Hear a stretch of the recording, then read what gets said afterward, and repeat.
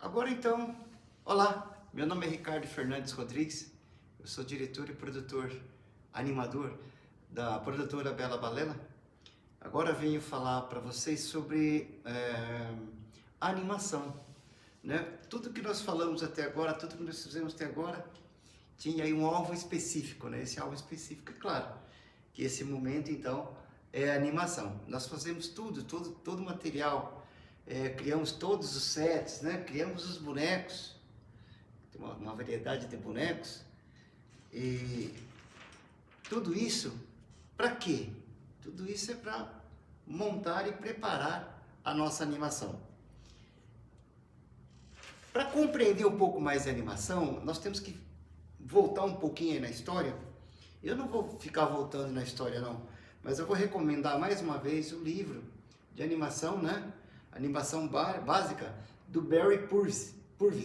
Barry Purvis, errei aí o nome. Então esse livro aqui, ele vai te dar aí o histórico, básico do histórico, né? Da animação stop motion, desde lá da primeira criação do cinema até aí atualmente, como é essa história, como aconteceu a evolução do stop motion e como ele é esse segmento encantador, né? Que é fazer projetos audiovisual com stop motion. Nós temos aqui a nossa câmera já apontada aqui para o boneco onde nós vamos fazer exercício. E os equipamentos, nós costumamos usar esse tripé, esse tipo de grua, né, com essa cabeça de ball head. Nós não temos aí um grande equipamento, né? Eu acredito que essa câmera é uma câmera fantástica, né? É uma Sony, é uma 7 III, né? Maravilhosa, uma full frame, né? Uma mirrorless. Nós capturamos aí imagens com 7K para poder depois na edição trabalhar e entregar um produto 4K, aí um produto final, né? A gente tem então esse tripé, praticamente esse tripé, essa cabeça. Nós trabalhamos com a câmera invertida, né? Ou seja, de ponta cabeça. E nós temos também as lentes, né? Nós temos uma lente que está aqui, é uma Zeiss 50mm, mas nós temos lentes aqui 24mm. Essa aqui é uma 24mm, é uma lente para pegar grandes planos, ou seja, para pegar um set como você está vendo esse aí atrás, inteirinho, tá? É uma lente de grande angular, tá? Para grandes planos, para planos grandes. E nós temos uma macro, uma 90mm macro da Sony. Essa lente aqui é fantástica, é uma lente que foi lançada recentemente, mas é uma lente 90mm fantástico, que ela é uma lente de macro, e ela tem uma série de dispositivos aqui que você pode usar para trabalhar com ela. Então você trabalha em vários momentos com ela, em várias distâncias e em vários enquadramentos com uma lente com aí a natureza de 90mm. Então ela é muito prática, a questão do foco e a questão aí do funcionamento dela. Nós estamos usando muito essa lente aqui, estamos muito felizes com essa aquisição. E o resultado que ela proporciona, essa lente aqui, é uma coisa muito legal. A que nós mais usamos mesmo é uma Zeiss, né, uma 55mm, uma planar, né, que é um plano médio, um plano de dois personagens de um set, ou aí um plano americano, né, se a gente quer fazer um plano americano que é cortado aí na coxa, nós usamos 50mm, de repente fazer esse personagem andando no set, ou interagindo, sempre interagindo os personagens. No caso, se ele fosse interagir com esse cachorrinho aqui, né, então a 50mm aí provavelmente era mais recomendada. Olha só, então vou fazer ele passar a mão aqui no cachorro. O cachorro pode olhar para cima se ele quiser. Olha só, então essa aqui é uma lente, é a melhor lente que tem, uma lente 50mm para essa finalidade, tá? Software nós usamos o Dragon Frame.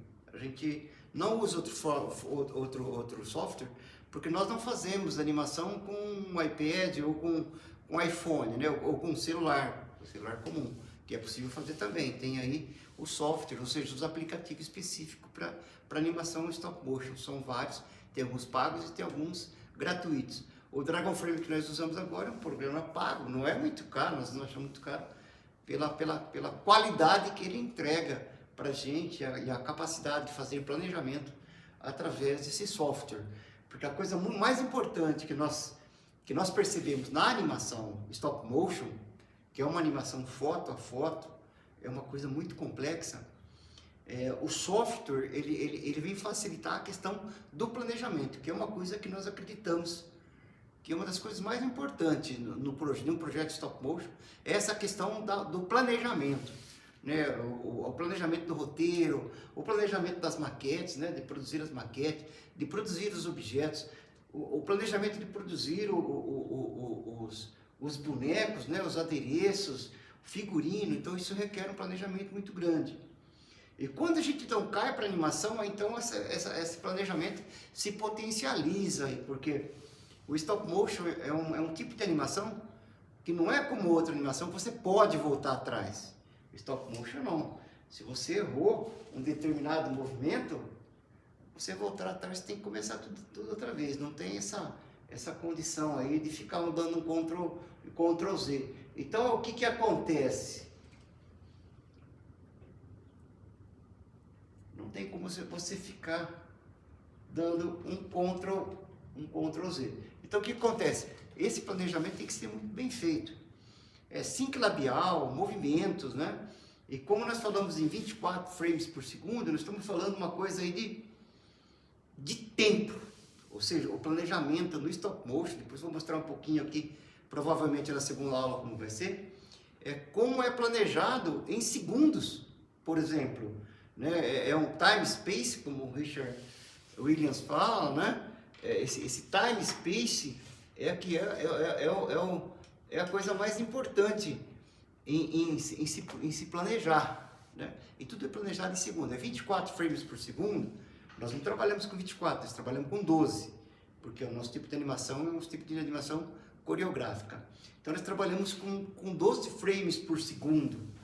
Mas esse 12 frames por segundo, cada segundo desse tem que ser muito bem planejado, tá? E nós então estamos falando aí desse software de organização e que nos ajuda a fazer essa organização, é o Dragon Frame, né? É o mais usado, acho que no mundo todo, e que nos permite ter esse planejamento, um bom planejamento, você vai ter uma boa animação, tá bom? O próximo aí nós vamos falar da noção do tempo, né? Que está aqui já falando que esse 24 frames por segundo. A animação é basicamente resolvida em tempo e espaço, né? É o aqui e esses movimentos todo que é feito num determinado espaço, é um movimento num espaço. Cada frame é um movimento, né? Deixa eu separar aqui a mãozinha dele, que está com os dedos juntinhos, mas eu vou separar aqui os dedinhos dele, que são 5 araminhos contorcidos, né? Aqui para fazer a mãozinha, só para a gente ter uma ideia mais clara para isso. Ele tem aqui a mãozinha, nós temos aqui 5 dedos agora. Então o boneco ele é específico, né? Feito para que quando você faz um movimento, né? Fica ali o movimento perfeito. Esse boneco está preso por um parafuso aqui nessa base, né? Essa base de madeira, você vai ver que tem vários furinhos aqui. Depois na edição é tirado, ou depois a gente põe uma massinha e cobre tudo isso aqui para fazer as fotografias e deixa só o furinho onde vai ser colocado o personagem.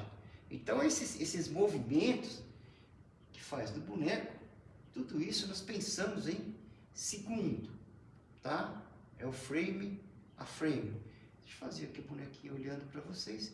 Então todas essas articulações desse boneco, que nós falamos já na aula passada, que é o by joint, permite, né, nós fazermos aí o tempo de 12 segundos, às vezes faz até 24, mas em 12 segundos, 12 movimentos por segundo, frame a frame, 12 movimentos por segundo. É por isso que é um processo muito demorado, né? Deixa eu ver aqui minha próxima.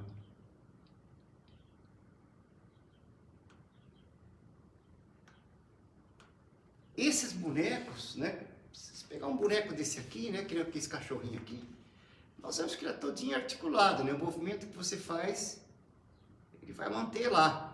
Aqui na perna já é mais fácil, que é um arame, mas aqui na perninha já é o ball joint, né? Tem essa estrutura, que é a mesma estrutura aqui, só que ele é um pouquinho menor, e que vai manter aí, olha só. Então, se ele vai dar um passo, essas duas pernas vai estar assim, e essa aqui as duas vai estar para frente, né? Conforme ele vai andando, ele vai diminuindo esse espaço aqui entre eles, vai abrindo essa outra aqui também, e vai, frame é frame, eu estou falando isso, frame é frame, e aqui então vai ficando mais próximo, e aqui ele está dando outro passo. Quando ele termina esse passo, que ele vai para frente com esse, então tudo isso, ele vai indo para frente aqui, tudo isso vem vindo para trás, e é formado um movimento inverso. Então a gente vai ver que essas duas estão juntas, essas duas que estão para fora, é como é feito o movimento de um animalzinho desse. Depois a gente vai fazer uma simulação, né? Como ele vira a cabeça, né? Como ele posiciona os olhos, né? Como ele posiciona a língua pode ficar para lá, pode ficar para cá. Olha só que interessante, vai fechar a boca ou não, mexer esse pescoço, virar. Então esses bonecos eles têm que estar muito bem feitinho, ou seja, preparados para a animação stop motion. Outra coisa muito importante também é a questão da iluminação, né? Nós falamos da iluminação para animação, no caso do stop motion, essa iluminação de 3 pontos, né?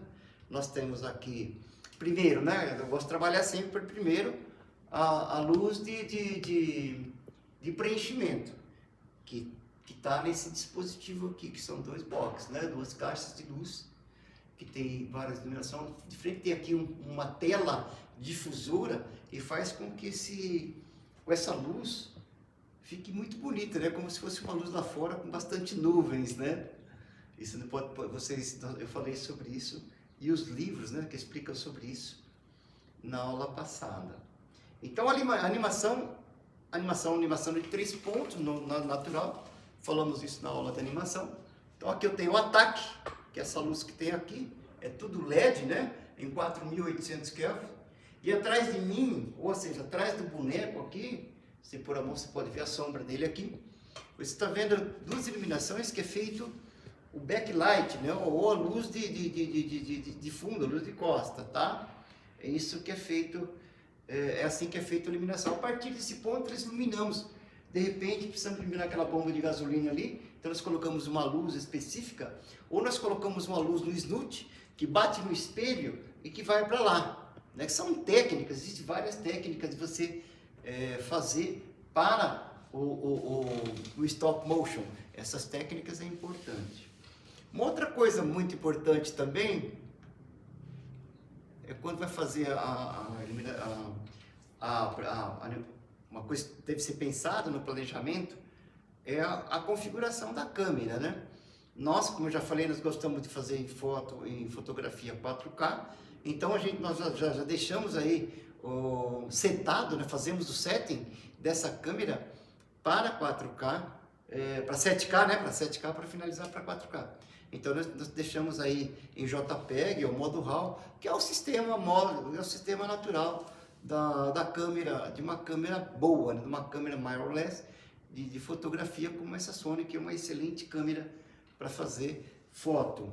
Nós deixamos sempre no modo neutro, a gente nunca deixa essa coisa de contraste, de vibrância, de cor, a gente não gosta nada disso não. A gente deixa sempre no modo zero, no modo neutro. Porque o que significa isso? Porque nós fazemos as fotos e mantemos os dados preservados.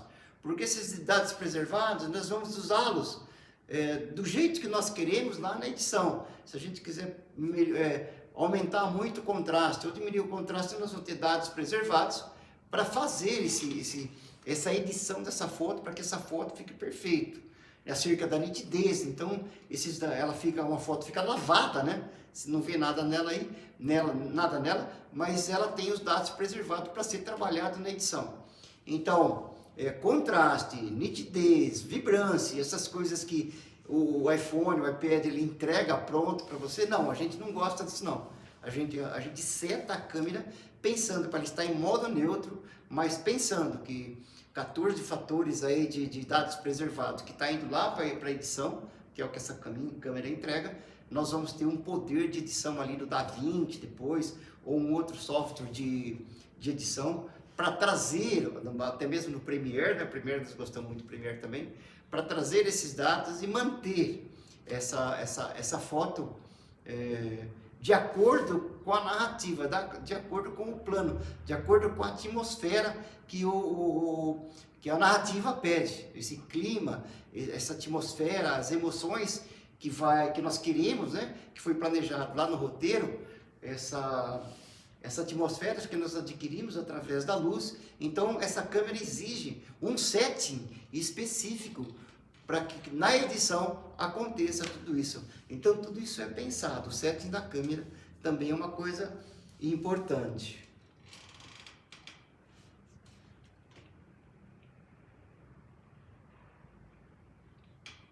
Eu gosto muito de trabalhar em takes, né? Na animação nós trabalhamos bastante a questão de takes, né?